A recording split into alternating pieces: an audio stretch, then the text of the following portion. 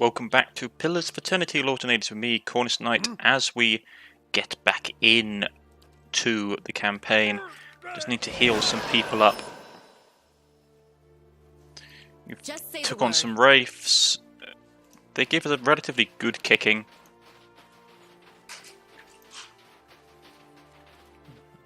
Commendable view. It is actually a very nice view. Just say the word. Let's go around there. I just want to check out this map area before we go back.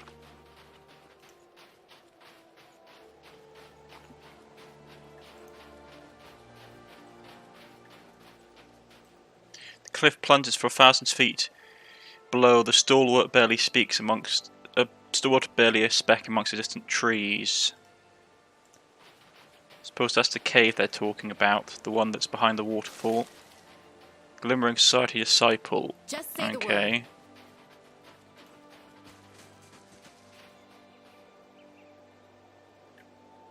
I will walk unseen. Who are these Glimmering Disciples? Disciple Paladin. Okay, well, that's a bad start.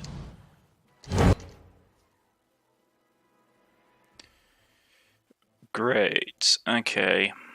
Well.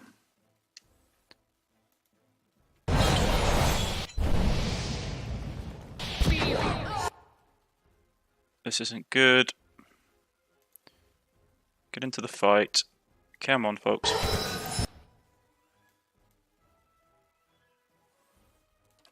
He's getting himself pounded. There's loads of them. Okay. That's not the right spell. Where is it? There we go. Hit that. Hit this with everybody.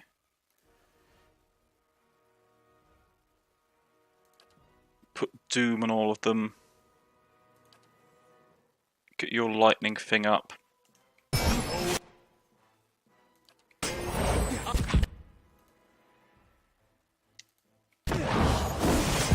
And they're coming. Those guys are turning up as well. Okay, we need to leave. We need to leave right now. Everybody run. Everybody run. Everybody run. Let them all fight each other.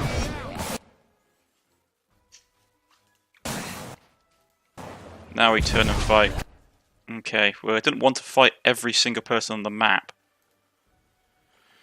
This isn't going to go well. Got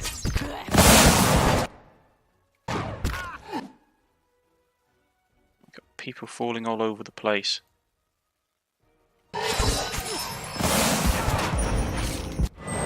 What have I walked in on?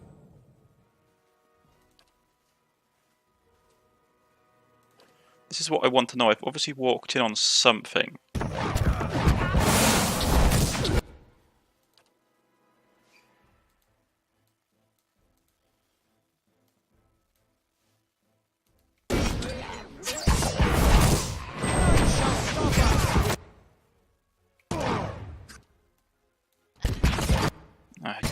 Great, he's down as well. I do not have any idea what I've just stepped in on. What's going on?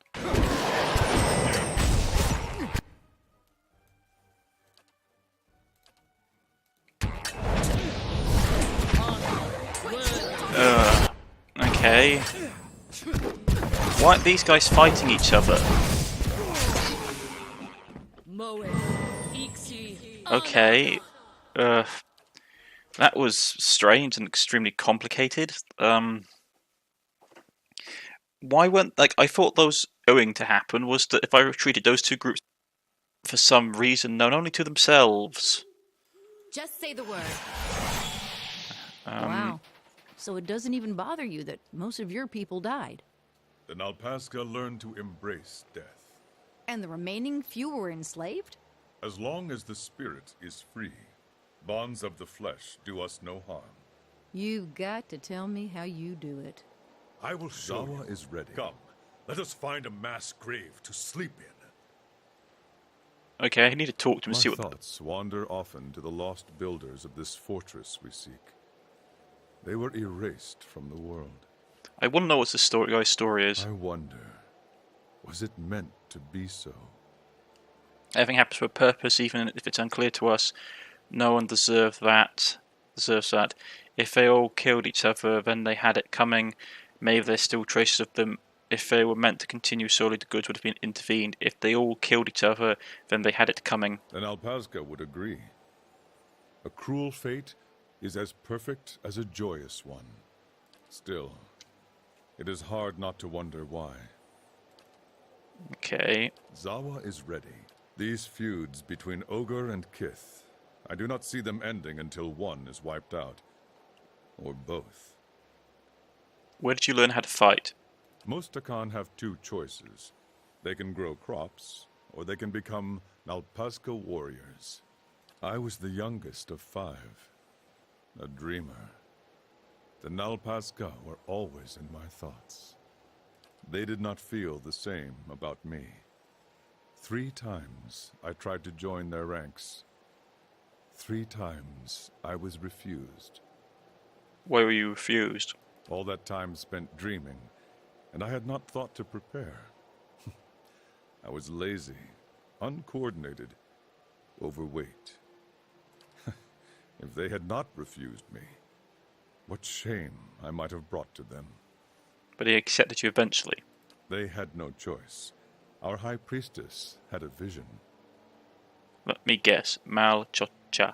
Malkachoa plus some other shit, knowing her. No one put on a better ceremony than she did. What did she see? She saw me as chieftain, leading a host of Nalpazka warriors to victory over our enemies, to catch Mottle.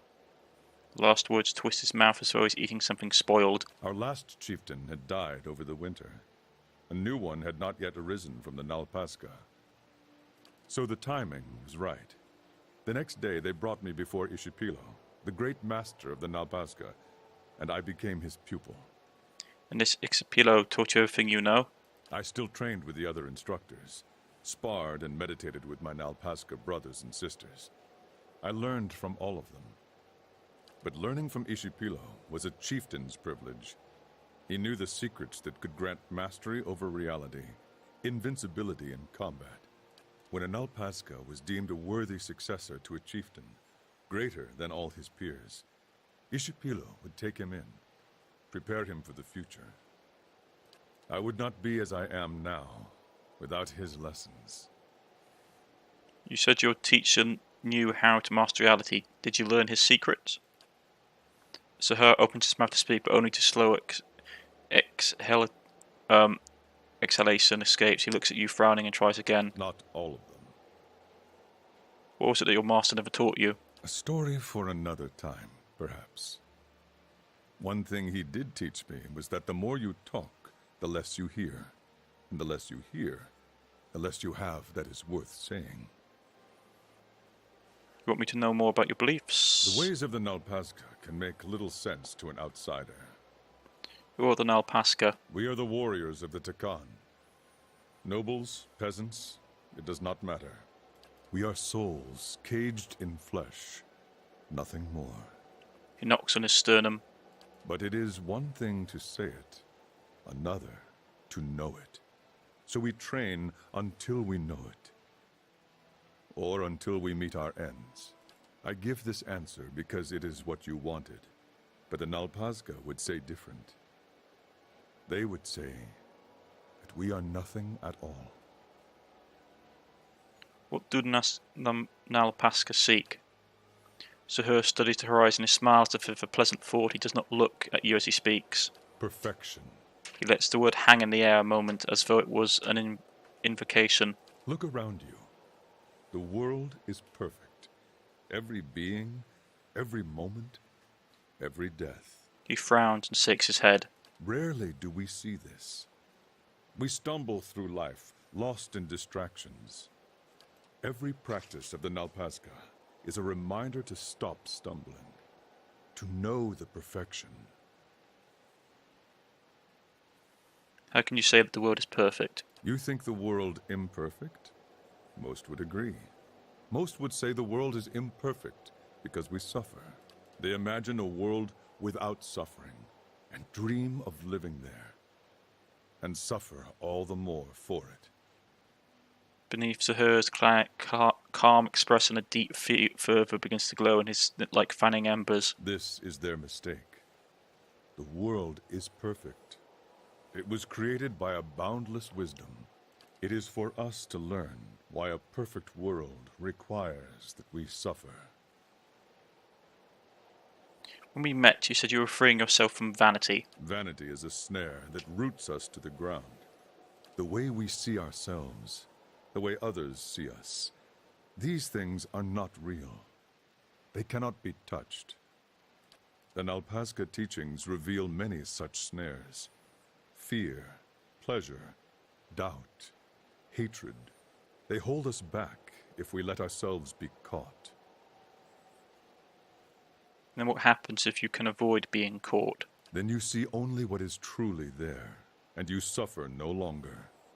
You become as a god, seeing things as they do. Zahir speaks as if recalling a fantastic dream.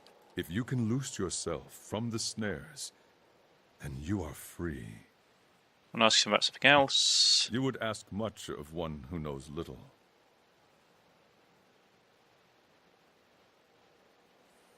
I would gladly cast light upon them. Right, okay, that's where you need to go. You would ask much of one who knows little. That's him. Right, so we know for a fact that we can't approach the people up here like we did last time because they'll absolutely annihilate us, so we have to find a different way around. Or at least reduce the numbers of opponents that we're facing.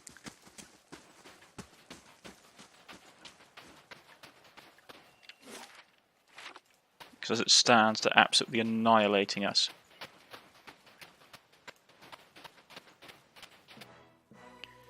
Right.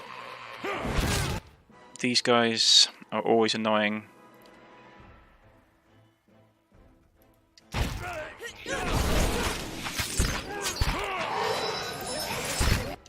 Okay. He's paralyzed, which sucks. Keep punching it.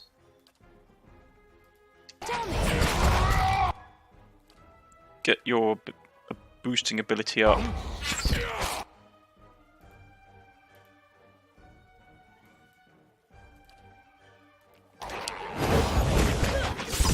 Focus all fire on the red fin. Pop that. You pop your healing ability.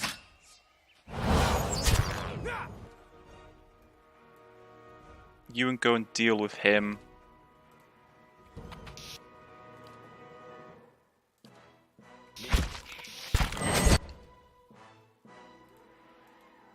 Go and deal with the insects.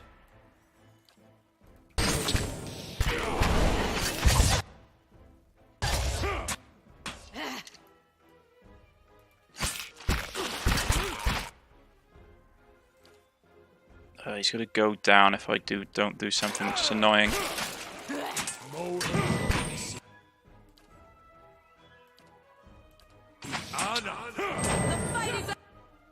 Right, okay. Focus killing on the beetle.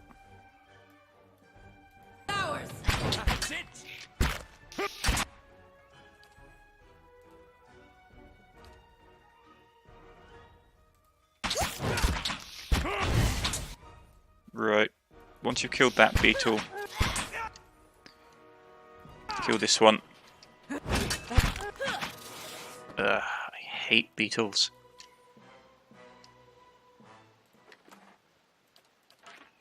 There must be something. What? Who has it that's who has an ability that's anti-paralysis?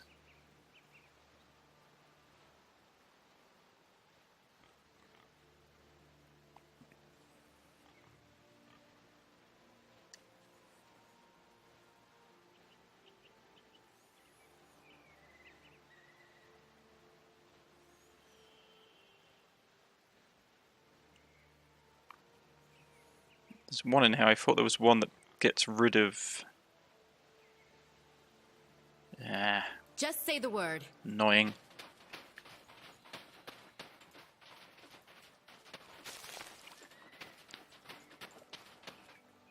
Go on, Ravenheart, you feel someone nudging your small of your back. You turn around, no one's standing there, but you feel it again. Something is moving in your pocket. You open your pocket and there's a soft burbling sound. As you rummage through your belongings, something slick brushes your hand. It's a baby lagarth. It watches you beneath a curiosity, eggshell fragment still stuck to its body. The thermal pearl.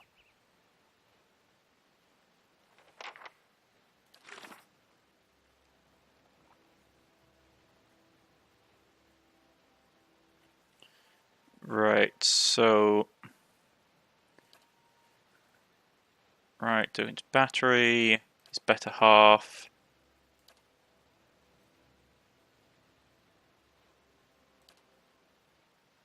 Okay, where is it?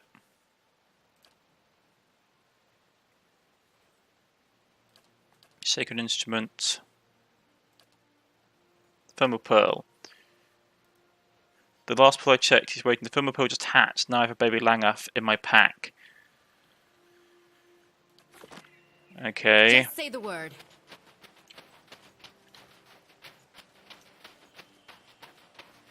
That's not what I wanted. Just say the word. Right, we can't get up here easily without going through this choke point, which I can't really clear. Well, let's go over here.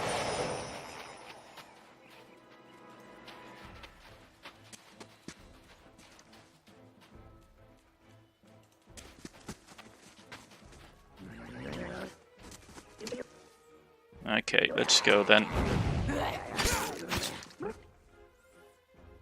If they're going to play this game, we'll play it.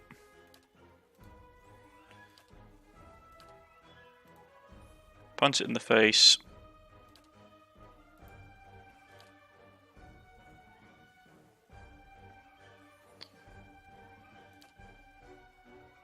Just say the word. First you target that one.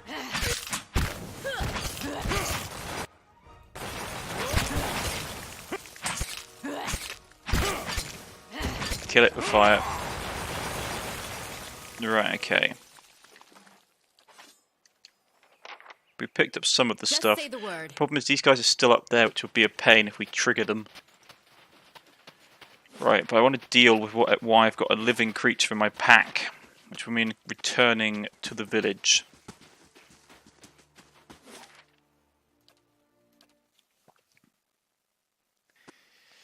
This is going to be an interesting justification.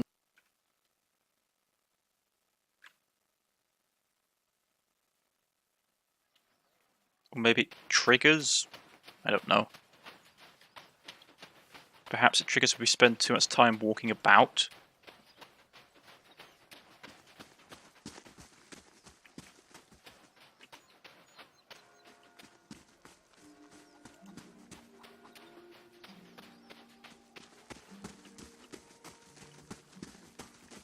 Right, let's talk to him. Bean, keep an eye on you. You found anything near Longwatch for me? So soon the Lagfell. This came out the thermal pearl. The little creature sticks its head onto your pack and looks at Teldor with blow-between eyes. His jaw flaps slightly for a few seconds. I've never seen one so small, but the little fellow looks downright tame. He scratches his head. How about I buy it from you? The performers that pass through would take an interest in something like this. He bends down to look at the squirming Langfowl. I'll sell it to you for £500. Fair enough. He gives you the money and takes the Langfowl. It wriggles and nibbles at his fingers. I'm still looking for someone to take care of those dangerous folk roaming the area if it's up to you. Very well. Yeah.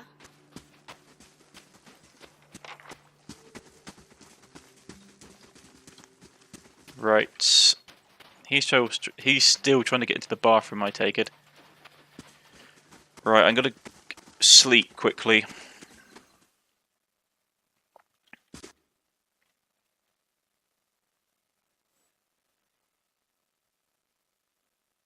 Try and clear out that area. It'll be a pain.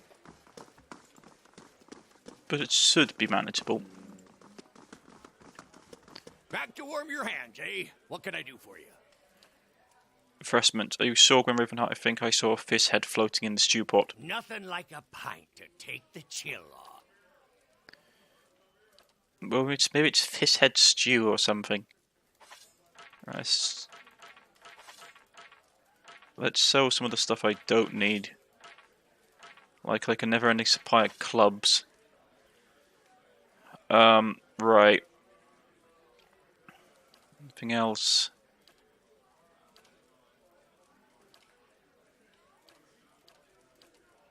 Nope. Okay. Trade all the clubs in. We'll get a good night's rest.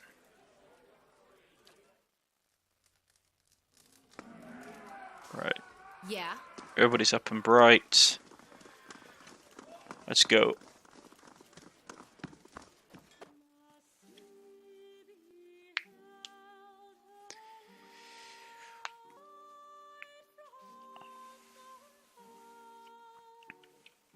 Springs and see what we can do. Don't know how well this is going to go.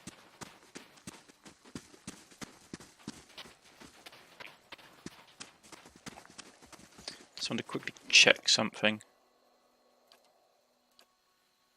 Can he use this? Quarter half. Accuracy, weapon reach, burn damage. Nature's mark. Yeah, it's not bad. More burn damage, accuracy damage. Yeah, let's give him that.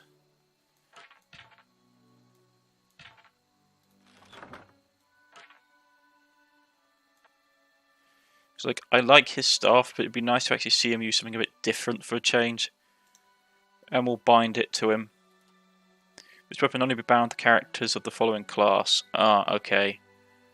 Well, that sucks.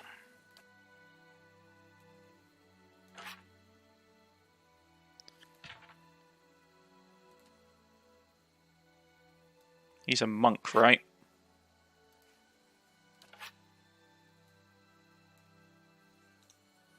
Quarterstaff.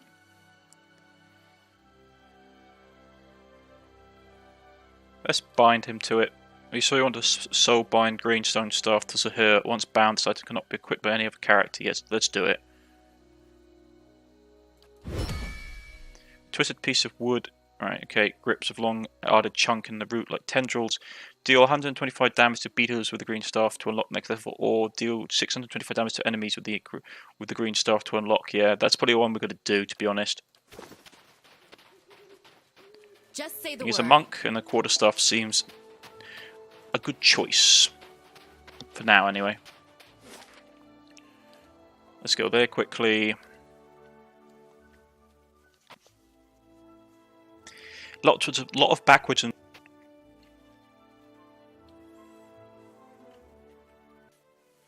right.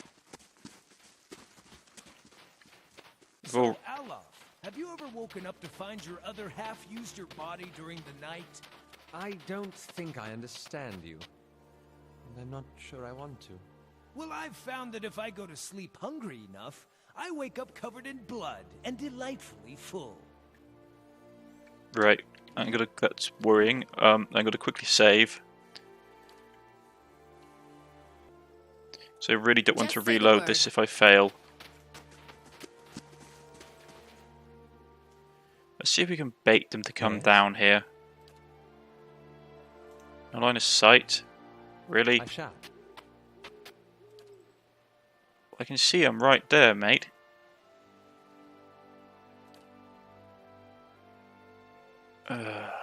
Just say the word. Line of sight in this game. Right. Oh, they can shoot me from up here, can they? Oh, that's... This is the thing that I find really frustrating is... Oh, yeah. Like... I just find it really annoying.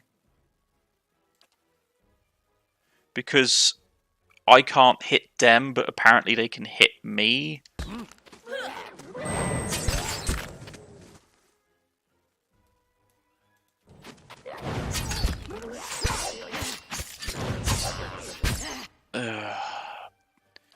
really annoying.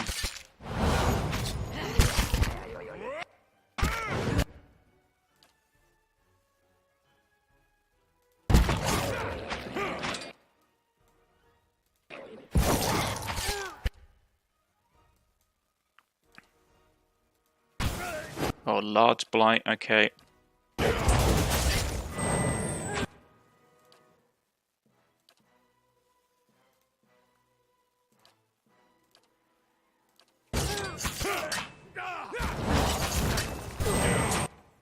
Okay.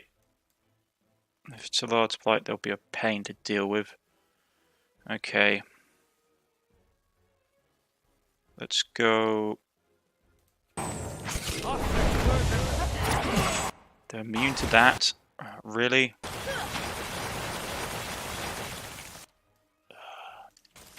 At least we killed them. Can do. This blazer looks large enough to have held the signifier once. Okay, what's here? Durgan cogwheels. The settlement across White March uses a variety of bronze coins as currency. These cogwheels were used in Durgan's battery. They were created in a two-part process. The distinctive cog-shaped planchets were cast in bronze, while the cooling they were struck with iron dies. These dies. The coins were still quite valuable in Eastern Reach due to their high copper content and fine hide armor. Yeah.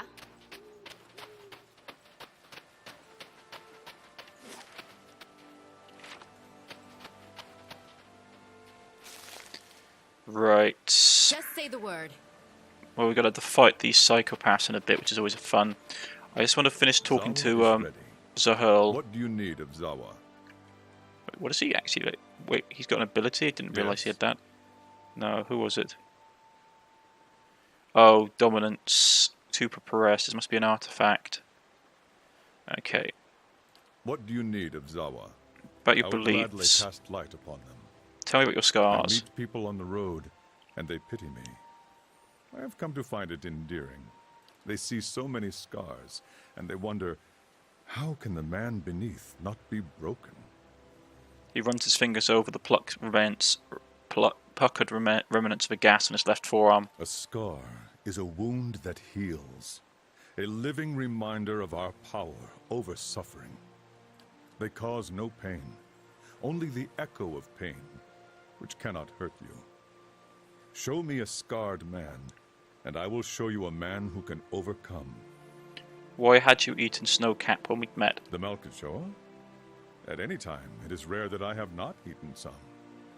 When you first try it, it seems a beautiful fantasy. You see colors you have never seen, meet creatures that are not there. With practice, you see that all it does is show you reality, the essence of all things, how they are alike and connected. I have watched trees grow and wilt before me. I have tasted meat and known the animal's life as if it were mine. He leans in conspicuously. But the Malkachoa often causes the stomach to empty with great violence, so it is not for everyone.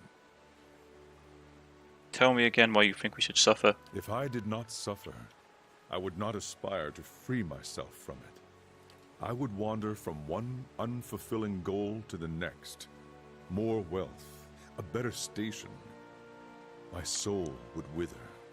But to search for a place beyond suffering's reach is to nurture the soul, to harden it against the elements. He clenches his fist in illustration. Suffering is the greatest gift the gods have given us.